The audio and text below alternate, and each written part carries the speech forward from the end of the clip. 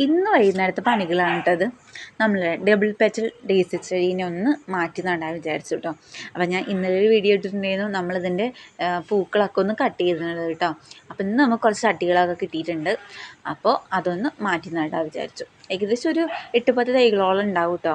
അപ്പോൾ ഒരു ചെടിയിൽ നിന്നാണ് നമുക്ക് ഇത്ര തൈകൾ ഉണ്ടാവുന്നത് കേട്ടോ. അപ്പോൾ നമ്മൾ ഇനിയും ഇതുപോലെ ഓരോ ചെടി മാറ്റി മാറ്റി വയ്ക്കുന്നതിനനുസരിച്ച് നമുക്ക് ഇനിയും തൈകൾ ഉണ്ടായി കിട്ടും. പക്ഷെ ഒരു തവണ പൂത്ത് കഴിഞ്ഞാൽ നമുക്കിങ്ങനെ കുഞ്ഞു കുഞ്ഞു തൈകൾ ഉണ്ടായി കിട്ടും. അതാണ് ഇതിൻ്റെ ഏറ്റവും വലിയ പ്രത്യേകത കേട്ടോ. പെട്ടെന്നൊന്നും നശിച്ചു പോകില്ല. പിന്നെ ഇങ്ങനെ മാറ്റി നടുന്നതനുസരിച്ച് നമുക്ക് ഒരുപാട് തൈകൾ ഉണ്ടായി കിട്ടുകയും ചെയ്യും. പിന്നെ ഇത് പൂവ് ഇടാൻ വേണ്ടിയിട്ട് ഒരുപാട് സമയം എടുക്കുകയും ചെയ്യും.